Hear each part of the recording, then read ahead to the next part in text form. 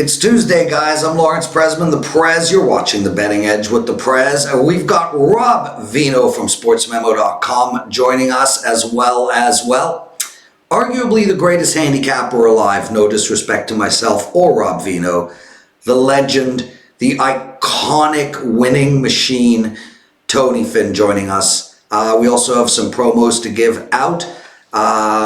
We're talking one college basketball game, San Diego State versus Fresno State. One NBA game, we'll call that a surprise, and the NFC Championship game. Let's bring the boys in, and well, let's start with you, Rob. How have you been? Are you on a run? And thank you for joining the show with pretty much no notice. Not a problem, Prez. Obviously, you and I have had a couple of issues coordinating, but we solved that today. We're here. Glad to be here once again. The last 2 days have been pretty good. We're on a nice 9-4 run last couple of days. Yesterday, finished off the college football season, which was profitable. Just about hit 57% for the year. The Clemson game up and over. And I waited it out, guys. I waited out and got the good number before I released the client, 66.5. So that came in very, very handy last night in that 67-point matchup. Yeah, and you know, I had a 3-0 night last night. Swept the board, won my college basketball, won my NBA, and I had LSU. Tony, you had LSU as well. And, you know, I mean, it really felt to me like we were the only two people that actually read Clemson's schedule. I mean, I don't ever bet on, oh, you know, they won 20 million games in a row. Yeah, I don't care. Like, yeah. I assure you that if Roger Federer played a local tennis club pro, he would win 100 games in a row. And then when he plays Nadal at 62 years old, on clay, I'll take Nadal. Yeah. Like, yeah. It really was baffling to me, all the money coming in on Clemson, and I just didn't get it, dude. I mean, this team played one team all year, Ohio State. They got lucky to win that game.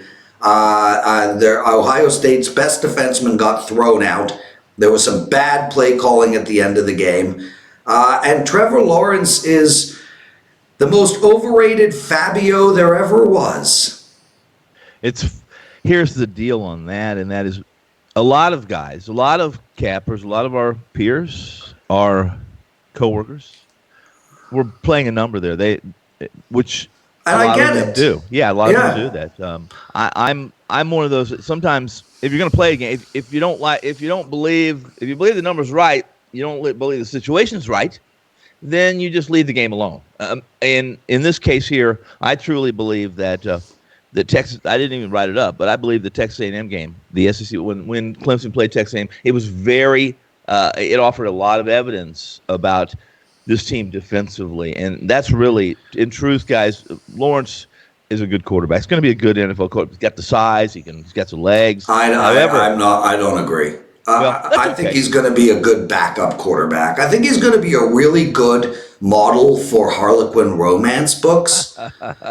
You think that we look at things differently a little bit on that deal, but you hate to draft a quarterback number 1 overall, which you probably will be. No chance. There is no chance that Burrow does not go number 1. It's not even possible. Burrow's go number 1 this year. Now, Lawrence, see, he can't go this year. He's got to play one more year before he can go. Yeah, I know. Slave labor. It's terrible. It's terrible, idiotic program. But you're right. Burrow proved his. He put his medal on his chest, on his teammates, and the kid has a lot of weapons around him. But he's a killer. Yeah, he's just a killer. But he's also a perfect prototype quarterback. I mean, you know, he's a drop back quarterback. He does have agility. And most importantly, he's emotionless.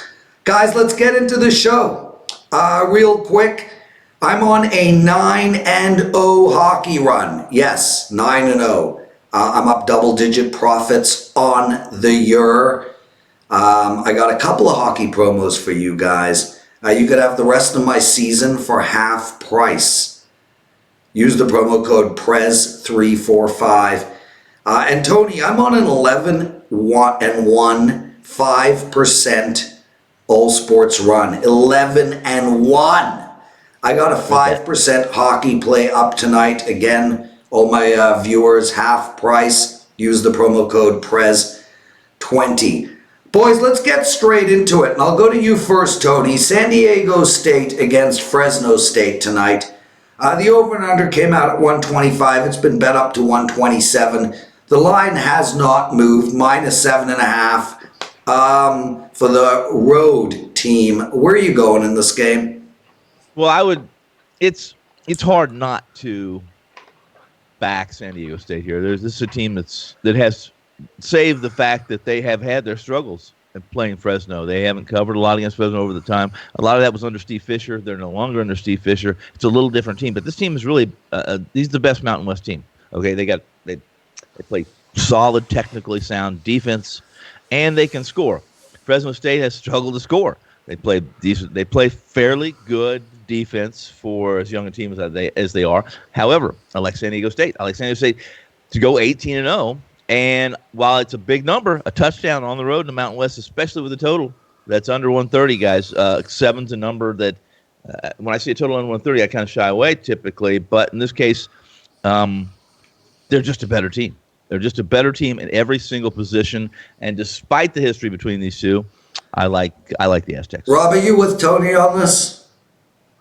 I think you have to be, Prez. The only thing I could see that gate the San Diego State play is perhaps they're looking ahead to Nevada on Saturday night, which would be an important conference game. And sometimes when you're 17-0 and you're road favorites of this size, you can sort of sleepwalk. But they've played Fresno State once already this year. Tony talked about the history, and they sleptwalked through that game.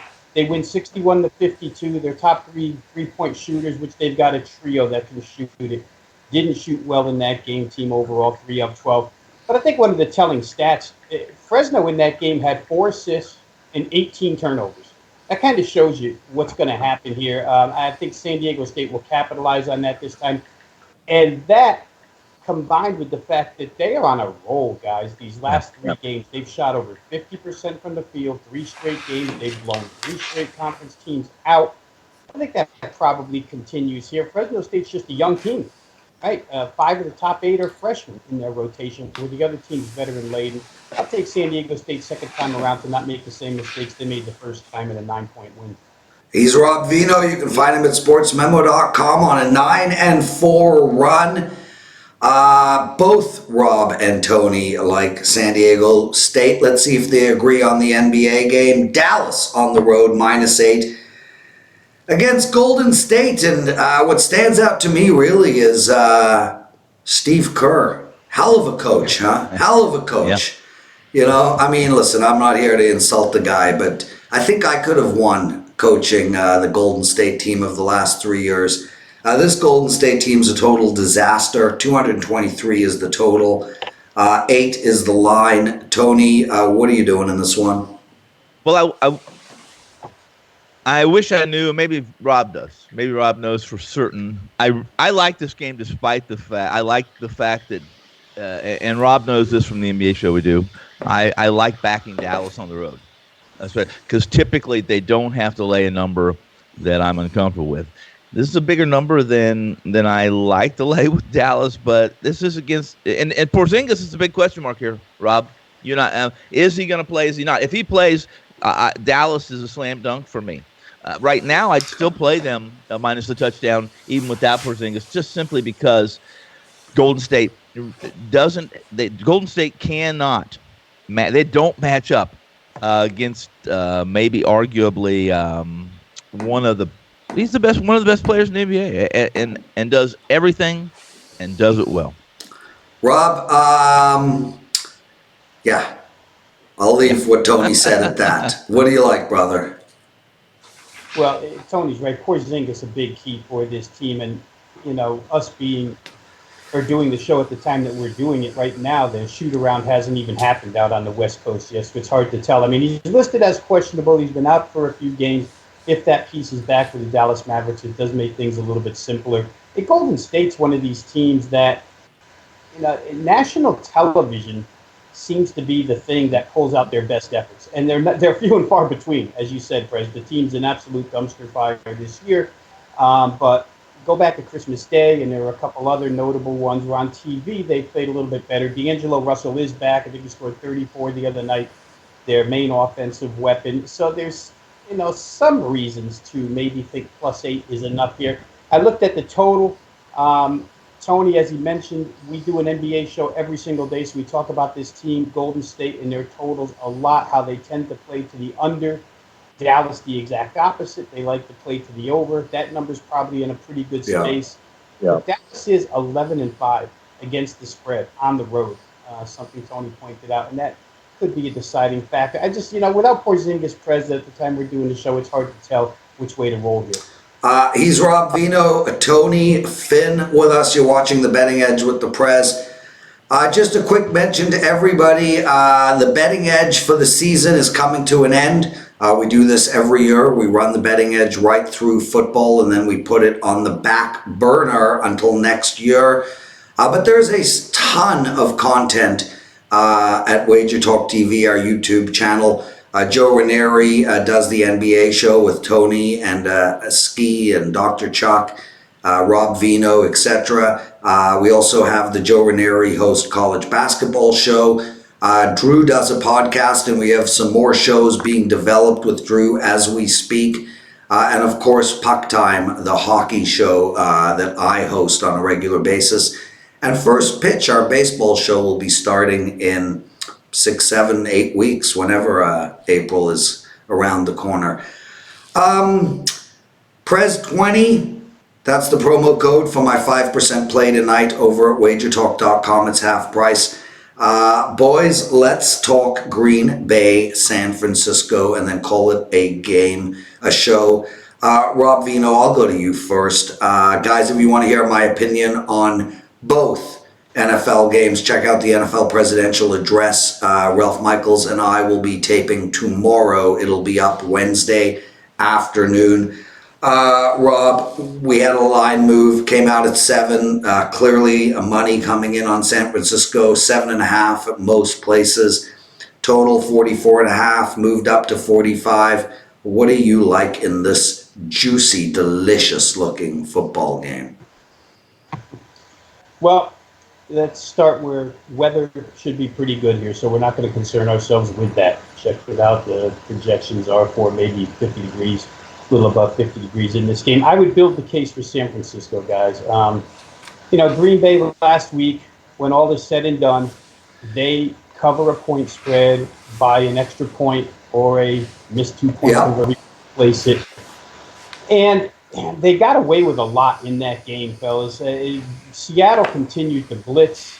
Aaron Rodgers was able to defeat that blitz. That blitz couldn't get home for Seattle. However, I don't think that's the same with San Francisco. That blitz we saw got home against Kirk Cousins, probably gets home here again in this particular game. We have a meeting to go off of earlier in the season when both teams were at pretty good health, 37-8 San Francisco, a game in which any Green Bay receiver who caught a pass in that game didn't average over 7 yards a catch. On the flip side of that, 5 guys caught passes for San Francisco and averaged 15 yards or better. The dominance was evident.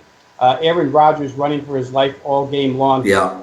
The San Francisco 49ers, guys, when you go back through it, have had difficulty this year in, I'd say, 4 games. And those 4 games featured dual threat quarterbacks, Russell Wilson, Kyler Murray, Lamar Jackson.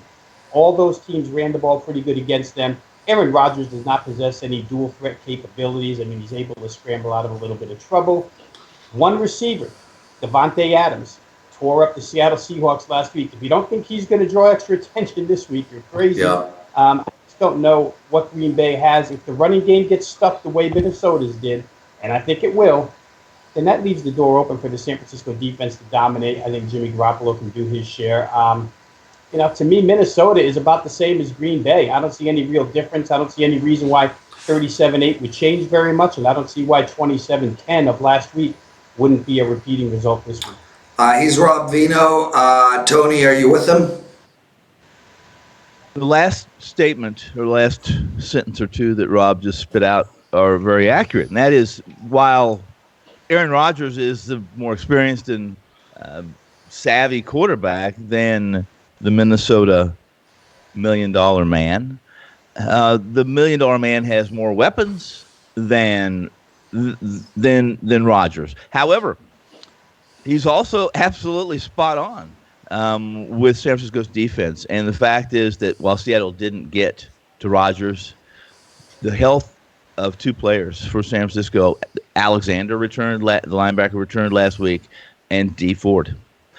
D Ford is one of the guys that made this defense so good the first half of the year. Granted, they played some less than they did in the second half of the year. But Cousins, and I don't have the numbers from me, but he dropped back, I think, 35 times was according to the numbers and the stats that I get, some variables and some adjusted stuff, and was sacked 6 times. I believe that right, 6 times I think was the number, and was hurried 15 times. And while Rodgers has that, he doesn't have the wheels that's going to pick up 30 yards on a run. He knows how to sidestep rushes and do those kind of things. Long story short here, guys, you got your two schools of thought here. You either believe that Green Bay learned something from their first lesson on the West Coast, and they're going to be a lot better than they were, or they are who they are, and San Francisco is the best team. If San Francisco was not the best team in the NFC, it was New Orleans, and they're gone. Yeah. Great take, boys. Outstanding show. Thank you both for joining. Guys, check out the Betting Edge tomorrow. Likely Rob Vino and Tony Finn again, but we'll figure that out later tonight. We'll be back on YouTube tomorrow, so please check that out. Thank you, everyone, for watching. Comment, post, share. We love you all. Be well, both of you gentlemen. Ciao.